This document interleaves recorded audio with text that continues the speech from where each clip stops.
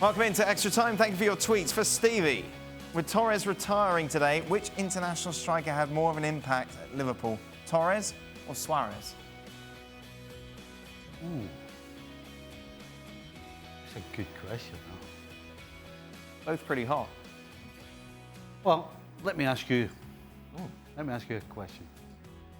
At their best, would you have taken Torres or Suarez? I think you'd have to say Torres, right? See, I was going to say Suarez. I was going to say Suarez, and I'm a big fan of Torres. Suarez. At their best, though. They were both. Tell you what, you know the difference. At their best, Right. even at his best, Suarez still needed more chances to score goals than Torres did. I would say Suarez could make something happen out of nothing more than Torres. But that's how good a question it is, because... Oh, well done, Yeah. Peter. No, Peter, it's a great question. I saw Suarez a few times beating 3 and 4 men from the corner of the pitch, thinking, how the hell is he squeezed out of there? Nutmegged a couple and stuck it in the back of the net. You wouldn't see Torres doing that, but then you just see him in behind, ball over the top, giving a defender 2 or 3 yards, blasting past him, smashing it into the net. That's a hard one. Right. Was there ever a player that almost joined your club that you were excited about in your playing days but didn't end up joining? I suppose how in the loop are you about who joined? No, not at all. Particularly Liverpool. You got your training, the guy's there, signed, done, But delivered. Nobody knew a thing about it. You all read newspapers. But then there was never any stuff in the newspapers either. There was never anything. No speculation. Never anything at all.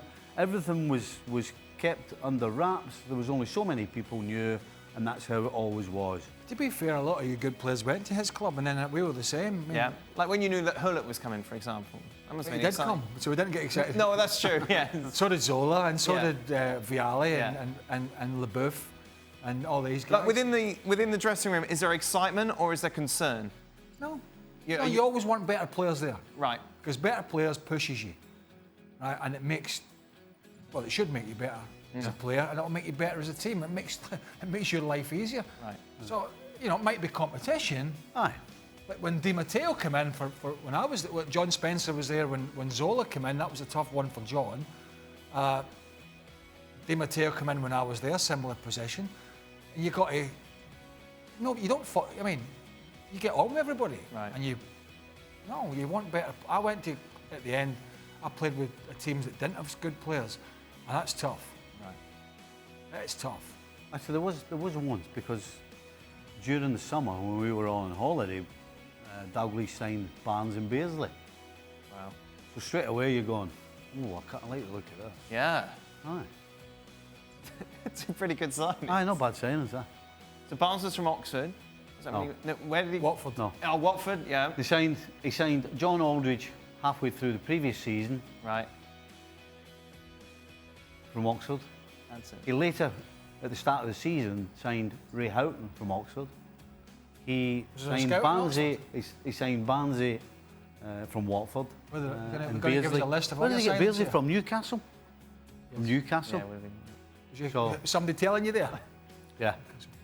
Yeah. My source. Sorry here. First session with Barnes, And by the did way- you know? Well, we played against him anyway, and you're like, he's good. But then when you see him day in and day out, you're like, he's better than good. By the way, you should go back and look at the transfers for those. Ooh, aye. I don't know what they are off the Yeah, top I of my imagine head, but you it's- should go back and look yeah. at how much they cost compared to what some of them are going for today. As players, did you ever play with an injury without telling anyone to avoid being subbed off or being dropped? Oh yeah. I wouldn't have played in the FA Cup final in '94 if I'd told Glenn about my hamstring. Right. Bothering me for. He told me if I didn't play in the final game of the league season against Sheffield United, I wouldn't play in the cup final because I had been struggling with it. Were you guys ever up 100% when you played? In the younger days, Aye. Yeah, younger days. When does that stop? After a period of time when you've played, I would probably say when you probably get past 100 games, maybe 150 games, then there's always something. There's some niggle, something. Some niggle going on somewhere. But when you're young and dumb, you just keep going and you don't feel a thing. They can knock the stuffing out of you. You just brush it off and off you go. We were watching an old FA Cup preview of the Sunderland thing on BBC. Jan Molby said, "You're not the smartest." Steve Niccol's not the smartest. Cheers, Jan. But he's got a big heart. Isn't that beautiful? What does that mean? Who's the best player you guys have played against?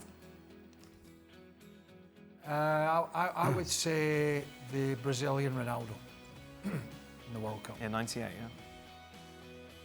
Would you say who played the best against you, or who's the biggest name? You can give us both if you like, Stephen. The one guy who gave me the most trouble was a guy. What are you looking at me like that for? See his face. What are you doing that for? I don't know.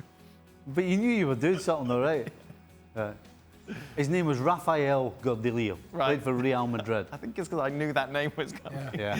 Well, you wonder if I was going I've heard of it. to make a mess of the name. You should have heard Peter Walton's pronunciation of Gundogan the other Oh, that was fantastic. day. What did he say? What did he call Oh, he just kind of... There was an L in there. So he butchered the first name and the second name. Aye. Yeah. So what was his name? No, I'm being serious. Rafael Gordillo played for Real Madrid. He was a winger. I couldn't figure him out. To everyone but Craig, says you, Stevie, what's worse, an angry bear or a grumpy Craig? I would say a grumpy Craig. Well, because a bear will keep away from you when they're grumpy. Yes. They want. If he's grumpy, then you know about it. The boys were talking tactics today if a bear came and attacked you. Aye, we couldn't figure it out. Craig used the phrase, would you hit him with a golf club? I'm in desperation at that stage. And you were saying that you're supposed to just... Well, correct. What they tell you to do is stay still, make yourself as big as you can, and make a lot of noise. But I'll tell you what, that takes a lot of bottle. That ain't happening. You're just running. I mean, if there's a train coming to you, right? Really? I'd love to see it. No thanks. OK, that is it. ESPNFC is back. Same lineup tomorrow, isn't it, boys? Going to be grumpy. We're all here. What? Why are you What was all that about? Oh, they're all dead serious. Oh. Liverpool Arsenal we will be talking about. We'll be eating crow tomorrow. Oh, yes, you said it's going to be a draw. A draw? What? Well, thank you very much for watching ESPN on YouTube. For more sports highlights and analysis, be sure to download the ESPN app. And for live streaming, premium content, and let's not forget as well, ESPNFC 7 days a week. Subscribe to ESPN+.